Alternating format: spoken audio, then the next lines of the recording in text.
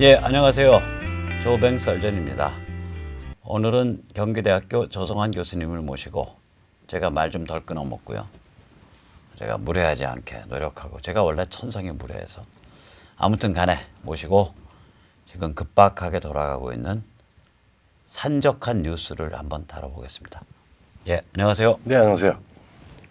우선 급박하죠, 지금 상황이. 급박하죠, 뭐. 지금 1시간 전에 일본 네네. 내각이 결정을 했지 않습니까? 네네. 그러니까 화이트 국가에서 제외시켰죠, 한국을. 네, 백색 국가에서 한국 제외. 제외. 예. 그 다음에 또 거기에 싱크 맞춰가지고 또 일 또 벌어졌죠. 또 뭐 럼프 형님이 트럼프가 진핑이를 취업했죠. 그래서 그 계속 이제 3천억 네네. 불에 대해서 나머지 3천억. 나머지 3천억 불에 대해서 10% 이상 10%. 10% 뭐 이상 올리겠다 뭐까지 포함된 거니까 10%또 관세 결정. 그러니까 이제 말하자면 9월 1일부터 적용이에요. 9일부터 적용이고 뭐 그러니까 뭐 국내에서도 뭐 이제 보호무역지다 이런 이야기들을 하고 있는데 참 세상 거꾸로 보고 있는 것 같아요. 그 저기 어디야, 재밌는 건 트럼프가 트윗으로 날렸는데 예. 트윗 날릴 때 다운표 치고 예. 다운표 치고 스모ክ 내가 관세를 스몰 작은 관세를 붙이겠다. 예. 나머지 3천억 불에 대해서. 그러니까 이제 중국산 물품 전체에 이제 관세가 붙는 거예요. 예. 절반 정도는 25%가 붙어 있고 기존에. 예. 나머지 절반 남아있는 3천억 불에 대해서 트럼프 입장에선, 트럼프 말로는 나 조금 붙여줄게. 그렇죠. 그 얘기는 뭐냐? 너 하는 꼴 봐서 이거 25%도 가고 35%도 근데 가고. 내가 한 이야기하고 있는데. 그러니까 트럼프가 진핑이를 완전히 밟았어요. 이게 예. 작년부터 보면은 네. 이 게임이 굉장히 사실 눈에 보이는데 작년에는 사실은 미국이 네. 그 트럼프가 시진핑한테 이제 무역 전쟁을 선언을 할 때 네네. 사실은 이 북한 비핵화 문제하고 동기화를 시켰어요. 네네. 그리고 이번에는 아베가 뭐 우리 이제 시체말로 네. 아베가 재인을 때렸는데 그렇게 또 때리는 걸로 우리가 또 받아들여서 또 좀 대응을 하고 있고. 근데 이게 아베 뒤에는 또 트럼프하고 무관하지 않다고 판단이 되면은 네. 이거는 그러니까 작년에는 둘 다 동기화가 돼 있습니다. 근데 작년에는 완전히 그냥 그 트럼프가 연타를 했고 지금은 이 말하면 역할 분담을 해가지고 네네. 그렇게 그러니까 이제 것 같아요. 예. 무슨 얘기냐면 그런 거죠. 좀 이제 살벌하게 표현하자면 예. 미국이나 이쪽 진영이 한반도에 대해서 조치를 취할 때는, 중요 조치를 취할 때는 중국에 대해서 중요 조치를 취하는 것과 동시 패션으로 동시 패션으로 간다. 예. 근데 작년에는 6월 달에 한반도에 대해서 정원이 살살 꼬셔갖고 싱가포르 불러내리는 그 조치 취하면서 그걸 전후로 해서 중국에 대고 무역 전쟁을 개시해 버렸거든요. 그렇죠. 예. 근데 이제 그로부터 1년 2개월이 지난 지금은 무슨 일이 벌어지고 있냐? 예. 14개월이 지난 지금은 한반도에 대한 조치는 일본이 취하고 예. 문재인 정부에 대해서. 그렇죠. 이번엔 김정을 겨냥하지 않고 정원이 이미 이제 김장독에 담겨져 갖고 땅에 묻혔어요. 이제 익는 거야 저건. 근데 그러니까 문재인에 대한 한반도 남쪽에 대한 조치는 일본이 취하고 그 다음에 중국에 대한 조치는 미국이 취하고 딱 역할 분담해가지고 독립 패션으로 빡. 이렇게 많은 사람들이 재밌어요. 뭐 네. 미국이든 중국이든 상호 그 말하자면 피해가 있으니까 네네. 적절한 뭐 상황에서 끝이 나지 않겠느냐 그러는데 아주 능청스럽게 계속 연결시켜서 움직이고 있고 뭐 이번 달에는 하나 더 추가가 됐잖아요. 네. INF 그러니까 중거리 핵 미사일. 네네.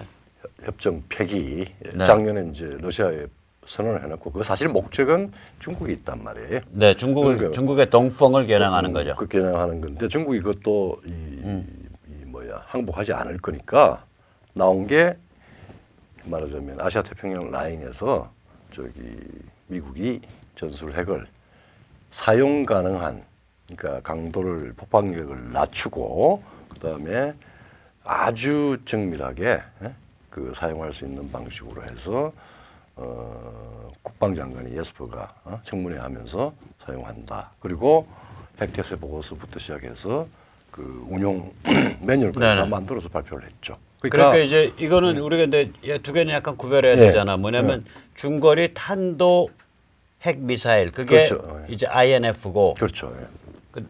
그다음에 이제 전술 핵은 주로 이제 공중 투하가 많거든요. 요새는. 그렇죠. 옛날에는 그러니까 뭐 이제 그래서 지상에서 이제 가는 게 많았는데 폭격. 네, 폭격. 폭격 폭탄으로 비행기에서 떨어뜨리는 폭탄으로서의 전술핵을 그건 또 다른 문제인데 지금 미국 최근 발표는 전술핵을 인도 태평양에 배치를 하고 운영을 하겠다. 운영을 하겠다. 그리고 가능하면은 한국 일본과 전술핵 운영 협정을 맺어서 한국 일본의 핵공유 협정을 맺어서 한국 일본 영토 안에 전술핵을 갖다 놓고 미군이 운영하겠다. 미군이 운영하겠다. 네, 그 얘기고 그다음에 그것과 별도로 INF 이제 개발에 들어갈 거라고요. 미 의회에 INF 개발에 관한 저기 그 통과를 이제 추진할 거예요. 트럼프 행정부가. 그렇죠.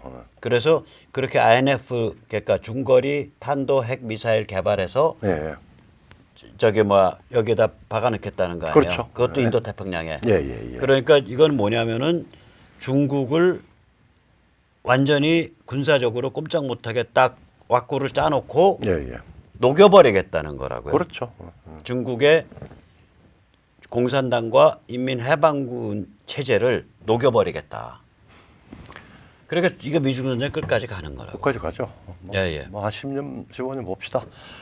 그 사이에 이제 우리 한반도에 상당히 중요한 문제가 생겼는데 지금 화급하게 일본하고 지금 이제 사실은 굉장히 중요한 일본의 대한반도 혹은 대륙 정책이 사실은 큰 변화를 지금 하고 있는 거 아니에요?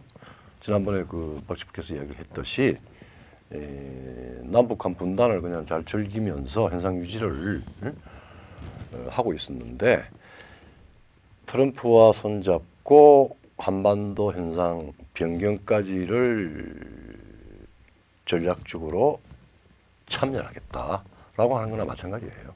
이게 일본이 지금 어떤 면에서는 물론 참을 수가 없어서 이런 조치들을 취한 면이 있지만 감정적인 심수도 있죠. 아니, 그러니까 근본적으로는 이거죠. 제가 이 세네 탈출에서 말씀드렸듯이 원래 자민당이 친분단 노선이거든요. 그렇죠. 그런데 트럼프의 미중 전쟁과 궤를 같이 하면서 트럼프의 파트너가 되면서 한반도의 분단 구조 붕괴를 일본 지도층이 안단 말이에요. 결국 한반도에 남북 두 개의 자유민주주의 국가가 들어와서 일체제 이국가 자유국가연합이 생길 거다. 이렇게 일본이 예측을 하기 때문에 그렇게 판단한 것 같아요. 판단했기 때문에 이제 쿨하게 한반도를 대하겠다는 거예요. 그렇죠. 왜냐하면 이게 8천만짜리 자유코리아 국가연합이 만들어지면 이게 사실상 통일인데 사실상 통일이죠. 문의는 일체제 이국가지만 사실상 통일이에요. 이거. 그렇죠. 그러면은 일본 입장에서는 이 통일된 한반도의 자유코리아 국가연합이 제대로 처신을 안 해주면 굉장히 골아프거든. 골아프죠. 그러니까 이번에 너희들과 우리가 어떤 식으로 딜을 해야 되는지 우리가 기준을 세팅하겠다라고 나섰다고 저는 보여요. 저도 그래요. 저도 그렇게 생각을 해요. 그래서 이게 쉽게 무슨 이게 그 일본이 원칙을 쉽게 안 포기할 거라고. 그렇죠. 그런데 이제 아까 얘기로 돌아가면 결국 이게 이제 전체주의 3종 세트와의 투쟁이거든요. 미국 그렇죠. 입장에서는 미국 또 입장에서. 전체 인류의 관점에서 보면 중국의 전체주의 반동, 북한의 전체주의 사교, 남한의 유사 전체주의. 이 전체주의 3종 세트와의 투쟁이 되는데 지금 중국의 전체주의 반동과의 투쟁이 미국이 저렇게 남은 3천억 달러의 10% 관세까지 부여한 데다가 홍콩 문제가 있죠. 또. 그렇죠. 홍콩이 저게 해방구로 갈 거라고. 그렇죠. 아니 저는 이 말을 하거든. 만약에 저기에 인민 해방군이 들어와서 단 1,000명만 죽였어.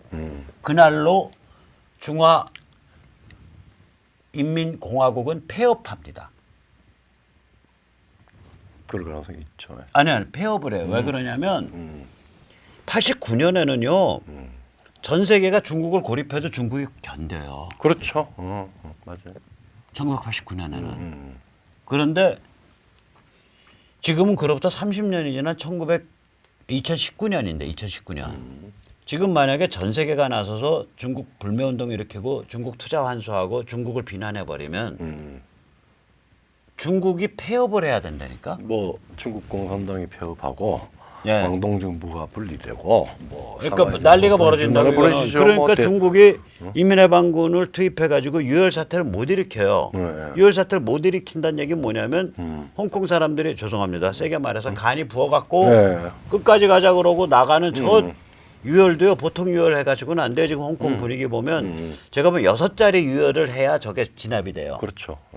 그것도 일단 진압. 일단 진압. 근데 사람이 6자리로 죽고 나면 조그만 도시에서 면적은 크지 않잖아요. 인구 700만이지만. 그럼 그게 일단 진압이지 또 몇 년에 또 튀어나온다고. 또 튀어나오죠. 그러니까 저거는 결국 중국 입장에서는 문의는 중국 땅인데 겉은 실제로는 해방구로 가는 거를 어떻게 해볼 도리가 없을 거라고요. 뭐 바로 그러면서 대만의 만민진당이 그 아마 독립을 하고 한 10년 전까지만 하더라도 대만의 민진당이 독립을 선언을 하고 추진을 하다가 중간에 뭐 부패 때문에 좀 좌절이 했잖아요. 네네. 국민당이 좀 들어오고 다시 또 이제 민진당 독립파들이 오는데 예. 홍콩 문제가 그렇게 되면은 또 대만은 또 독립운동하고 독립운동하고 벌어지죠. 이게 이제 그 중국 공산당은 대만의 독립에 대해서는 무력 개입을 할 거다라고 하는 법까지 통과를 시켰어요. 예, 그런데 홍콩이 그 사태가 나면은 중국이 개입 못해요. 뿐만 아니라 저렇게 해서 미국에 의해서 딱 군사력이 포위되어 있는 상태에서 무역이나 금융을 가지고 미국이 주도하는 세계 체제에 딱 목줄이 잡혀 있기 때문에 예. 저게 중국이 이제 그러니까 중국 공산당과 인민해방군이 뼈가 녹게 되는 거거든. 저 그렇죠. 용광로 속에서. 지금 용광로를 짜갖고 그 안에 중국을 밀어 넣고 있는 거예요. 우겨 넣고 있는 상태라고. 그러니까 우리가 이걸 아주 그렇게 봐야 되는데 이제 이런 상태로 가고 이제 김정은이는 갈팡질팡하면서 이스칸더를 계속 오늘도 쏴 내일도 쏴. 얘 아마 하루에도 이제 3번씩 쏠 거거든요. 밤에 뭐 독주 먹듯이 지금 아침에 내가 새벽마다 보기엔 얘 이스칸더를 설사병 걸렸어. 아니 방사포라고 그러잖아요. 아니 또 방사포도 쏘고 뭣도 쏘고 폭죽 대신에 나참 얘. 로켓맨으로 돌아왔네. 예. 그러면은 어떻게 되는 거냐면 이게 이제 문재인 586 집단, 586에 갈 데가 없는 거예요. 갈 필요 데가 없어요. 없으니까 반일 히스테리에 몰빵을 한 거라고. 몰빵을 하죠. 예. 근데 이거 오래 갈 수 있는 히스테리 캠페인이에요? 아유 아니죠. 그게 지금 오래 갈 수 없는 것 중에 하나가 예. 첫 번째는 그게 사실 피로도가 굉장히 높습니다. 왜냐하면은 이렇든 저렇든 간에 한일 간 뭐 국제 분업이든 뭐든 하면 제일 먼저 아마 기업이 국가로부터 떨어져 나가려고 할 겁니다. 이제 그렇죠. 살아야 될 거 아니에요. 네. 기업이 일본의 그러니까 기업이 조국 전수석 같이 죽창 들고 일본에 전투를 할 리 만무해요. 그러니까 지금 그러니까 예, 그리고 예. 바로 일본 기업들하고 이게 사실은 백색 국가나 2004년도에 우리가 됐습니다. 네. 뭐 그 전까지 우리 해왔잖아요. 예. 그래서 기업이 좀 불편하더라도 그 만약에 나는 그렇게 많이 쓸 거라고 생각은 안 하지만은 일본에서 뭐 예컨대 그 수출 허가를 좀 까다롭게 굴더라도 기업은 이제는 국가의 보호를 받지 않고 바로 일본 기업과 정확하게 해서 이상한 오해를 받을 수 있는 그 여지가 없어지면서 정확한 한국 기업은 일본 기업과 거래를 할 수 있어요. 그렇게 갈 거예요. 그러면은 국민들은 혹은 뭐 저기 더불어민주당 혹은 또 뭐 극계 춤추는 한국당은 표를 어색해서 뭐 죽창 온 난리를 치고 뭐 부적 쓰고 뭐 정신 승리를 하겠지만은 기업은 쿨하게 그 박용만 상위 회장이 그러잖아요. 지금 우리 뭐 부품 소재 산업 국산화하자 뭐 그거 안 해서 문제다 대기업들 뭐 요걸 막 그러니까 물론 뭐 말로는 맞는 이야기인데 부품 소재 산업의 국산화라고 하는 게 얼마나 시간을 걸리고 일본하고 기술 격차가 어떻게 되고 일본하고 기술 격차가 50년이라고 그러잖아요. 그런 상황에서 지금 목전에 다친 권력 이제 3년도 안 남았네. 이 상황에서 뭐 어떻게 하겠다느냐라고 하면서 대한상이 상당히 친정부적인 포스를 가지고 있는 박용만 씨가 그 이야기를 했어요. 이게 뭐냐면 사람들이 잘 이제 잘 주목을 안 하는 것 중에 하나가 이 최근 한 20여 년 동안의 역대 정부 중에 그렇죠. 가장 친기업적 정부가 DJ와 노무현입니다. 그렇죠. 그러니까 강남 좌파, 강남 부자도 그때 많이 나왔고, 그래서 DJ 때는 IMF 뭐 한다고 온갖 그럴 수밖에 친기업 없었어요. 정책을 다 했고, 노무현은 한미 FTA만 한 게 아니고 그때 금융 자유화를 했거든. 금융 자유화를 개실해서 2차 금융자유를 했죠. 예, 강남의 돈 부자들 그때 다 나온 거예요. 그리고 코스닥 강남 돈 부자들은 DJ 노무현 때 나왔고. 그리고 그러니까 이게 그 강남 좌파가 득세하는 게 아니 강남에서 좌파들이 많이 나오는 게 이유가 있는 거라. 그 사람들이 다 대부분 DJ 노무현 때 떼돈을 불렸다고. 그렇죠. 그러니까 기업들도 마찬가지예요. 겉으로는 저기 뭐 보수니 우파니 이런 성향이 있을 것 같이 보이지만 실은 이때까지 단물은 DJ 노무현 정부 때 빨았거든. 기업들이. 그렇죠. 그러니까 기업 입장에서는 문재인이 무슨 저기 이 586도 다 그럴 줄 알았을 거라고. 이 순진한 이 돈 끼개들이 문재인 586도 그럴 줄 알았을 거야. 그러니까. 그 이번에 당하는 거지 뭐. 문재인 586은 과가 다르거든. 이거는 대한민국이 망가지면 망가질수록 권력을 강화할 수 있다고 생각하는 애들이에요. 마두로. 마두로 같이. 마두로가 그렇잖아. 베네수엘라를 망가뜨리면 망가뜨릴수록 권력을 강화할 수 있고 베네수엘라가 그게 비극이거든. 그게 비극이죠. 근데 우린 좀 달라요. 우린 다르지만 아무튼 얘들은 머릿속에서 그렇게 생각하는 사람일 수 있어요. 이게 이 문팔육 애들은 국가가 망가지든 말든 우리가 판을 근사하게 피비린나하게 벌리면 우리 권력은 강화된다. 이거 처음 보는 거예요. 이제 기업인들 입장에서. 그러니까 기업하시는 분들 이제 선택하세요. 이거요. DJ나 노무현 때하고는 좀 다르거든요. 많이 다르거든요. 많이 달라요. 근데 저게 지금까지 586 그 소위 586도 수구 반동이라고 이야기를 하는 게 대한민국에 말하자면 IMF를 지나면서 거의 한 65% 70% 기업들을 다 정리를 했잖아요. 정리했던 그렇게 하고 난 뒤에 살아남은 기업들은 엄청난 친기업적인 특혜를 받았어요. 그 당연하죠. 그리고 그 다음에 말하자면은 철밥통이라기보다 그때 특혜 받은 게 그 중에 하나가 세모 아니야. 나중에 저기 그 세월호. 뭐 그건 IMF와 좀 관계없이 아니 그 무렵일 거예요. 그 무렵이죠. 근데 그거는 그런 국가 이 말하자면 뭐 재벌 기업은 아니더라도 아주 탄탄한 중견 기업이 쓰러졌다가 IMF 때문에 받은 게 아니고 그건 뭐 완전히 악마적 기업이 글쎄 그거 타고서 권력하고 유착해서 이제 그때 법정관리인이 문재인 아니요. 그렇죠. 이제 관제인 법정관리. 그러니까 관제인이 법정관리인이거든. 법정관리인에 대한 법률적인 지원을 하는데 이건 뭐 다 대선 저기 토론에서도 나왔던 이야기인데 문재인 변호사가 유병헌 네, 법정관리인이지. 법정관리를 하면서 귀책을 면책을 시켜서 재산 하나도 안 빼뜨렸어요. 네, 그렇게 되죠. 그다음에 두 번째로 그때 그 시기에 세모라고 하는 기업이 저기 법정관리로 들어가고 망했단 말이에요. 근데 문재인 저기 변호사가 대통령이 민정수석으로 있을 때 예. 그 노무현 정부 시절에 말하자면은 1,040억인가 부채 탕감을 가지고 기업 회생을 했어요. 그래서 청해진 회원으로 만들어진 겁니다. 글쎄. 그래서 그리고 뭐 우연인지 뭔지 몰라도 지금 양산 문재인 집이 원래 그 유병원이 재산이라는 거 아닌가? 그뭐 유병원 내가 씨가 틀렸나? 워낙 그 또 이 각지의 차명으로 아주 명지의 명지를 뽑아가지고 그 차명 재산들은 많이 가지고 있었는데 그 중에 하나라고 하는 설이 상당한 썰을 좀 넘는 예.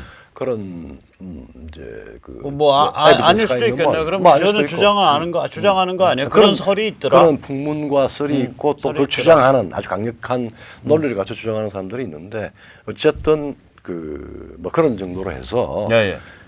그런 말하자면은 우리가 이게 참 웃지 못할 일들이 그래서 다시 벌어졌어요. 그 얘기로 다시 돌아가 보면 아무튼간에 그 DJ 노무현 때 기업하는 사람, 금융하는 사람들이 길을 피고 완전히 거의 어마어마한 돈들을 벌었다고요. 가진 자들이. 그래서 강남 좌파의 뿌리가 거기 있는 거예요. 그래서 또 한 가지만 더 이야기를 해줄게. 말만 하면은 특히 이제 참여연대나 이런 쪽으로 해서 골목 상권 이러면서 네. 제일 아주 피부에 와닿는 일반 이 서민들의 예. 이 대기업 공격, 반기업 예. 정서, 반기업 정서를 일으켜서 뒤에서 후원금 받고 한 게 참여연대 아니에요. 근데 그 당시에 우리가 제일 먼저 IMF 관리 체제에 들어가면서 제일 먼저 들어간 게 월마트가 들어왔습니다. 소위 말하는 가장 현대화된 유통 체제가 들어왔는데 다 쫓겨나가고 롯데마트하고 이마트하고 몇 개 국내 이제 기업들이 살아남았고 이때 가장 많은 허가를 내주고 그 기업이 번창한 게 예를 들어서 모기업 무슨 마트가 노무현 대통령이 되었습니다. 그게 신자유주의의 아주 원상이다. 그러니까 재래시장을 무슨 죽이고 얘기냐. 지금 골목상권 보호하자고 뭐 말을 하지만 지금 대형 할인점의 건축 허가와 영업 허가를 대량으로 내준 게 노무현 정부 때. 그렇죠. 그래서 뭐 CJ 또 다른 또 이마트 다 그러죠. 이마트 그렇고 이제 특히 뭐 S그룹의 그 다른 삼성전자를 제외한 다른 쪽은 정말 롯데하고 같이 소위 말 현금 장사, 소모든 뭐 음식 장사, 그 다음에 시장, 유통 장사, 뭐 택배, 뭐 이런 것들을 다 하니까 기계화되고 체계화되고 하니까 서비스는 좋아지고. 그러니까 실질적으로 아무리 뭐 저는 뭐 골목시장, 골목상권 보호하자는 입장은 아니에요. 오케이, 돼. 그러니까 제가 지금 우리 포인트는 뭐냐면 양극화를 그렇게 설명하는 거예요. 아니, 양극화뿐만이 아니라 우리 포인트는 양극화되든 삼극화되든 저는 사실은 그건 관심도 없어.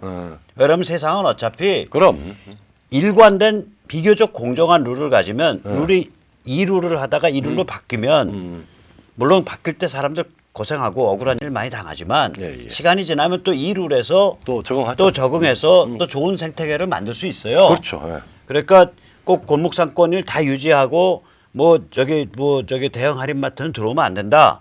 저는 또 그런 건 주장을 할 필요 없어. 공정하게라도 대형 할인마트가 많이 서면 또 그런 유통망에 맞춰서 살고 사람들이 또 거기서 훌륭한 생태계 만들어낼 수가 있어요. 물론 그 과정에서 죽어나가는 망해 나가는 슈퍼마켓 사장님들은 안 됐지만 그렇죠.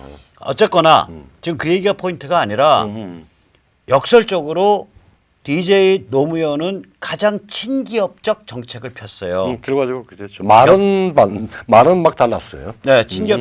그러니까 이 기업을 하는 사람들 죄송합니다. 강남에 사신다기보다 그때 강남이란 비유적인 얘기예요.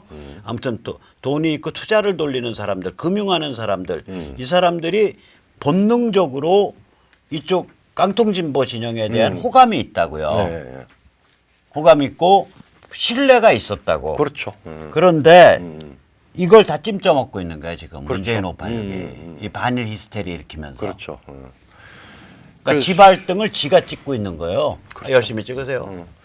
그래서 이제 지발등을 지가 찍는 걸 거기에 같이 자기 발등 집어넣고 있는 자한당은 뭐래? 그러니까. 근데 나 참. 자기 발등을 찍는다고 생각을 안 하고 아 돌아버리겠어. 관제 민족주의 국가에서 정부에서 민족주의를 네. 부추기고 그 다음에 조중동까지 포함된 뭐 한겨레 경향 뭐 다 해서 모든 지금 대한민국의 여론의 그 기여 역할을 하는 트랜스미션 역할을 하는 여론들이 또 부추기주고 그 다음에 야당이 거기서 또 삐져나가서 딴소리 하면은 표 안 나올 거 싶어가지고 쫄아서 그냥 깨침을 추고 이런 방식으로 되는데 결국은 지금 현재 한 1, 2개월 사이에 대한민국에 갑자기 어디 일본한테 우리가 다시 소위 말하자면은 그 식민지가 된 것 같은 나라의 분위기가 지금 일어났습니다. 그러니까 독립하자. 그러니까 뭐 이런 분위기가 웃긴 소리인데 이 반일 히스테리가 이게 장담합니다. 이거 오래 못 가요. 우선 첫째 하나 아까 우리 조 교수님 말씀하셨듯이 이런 종류의 캠페인은 피로도가 굉장히 높아요. 높죠. 다른 말로 바꿔드릴게요. 네. 이제 야 어디 가서 농성하자. 저기 난장 한번 벌리자. 누가 와서 막 저한테 그래요. 저희 아스팔트 우파의 1번지였잖아요. 이 탄핵 전에는 그렇죠. 행동파란 말이에요. 그럼 제가 그거 벌렸을 때 하루 몇 교대 들어갈 거예요. 그렇죠. 예를 들어서 그러면 그 12시간씩 막 교대하면 되지 않습니까? 실제 해보면요. 교대할 때 오버랩이 1시간씩 걸려요. 그렇죠. 그러면 한 팀이 14시간을 하게 돼. 그러면 14시간 현장에서 시달리다가 현장 떠나서 뭐 어디 잠자는 데 가서 자고 씻고 자고 그다음에 다시 나가서 현장에 다시 도착하는 데까지 걸리는 시간이 10시간밖에 없는 거야. 하루에. 예. 그걸 매일 해. 녹아요, 사람이. 그렇죠.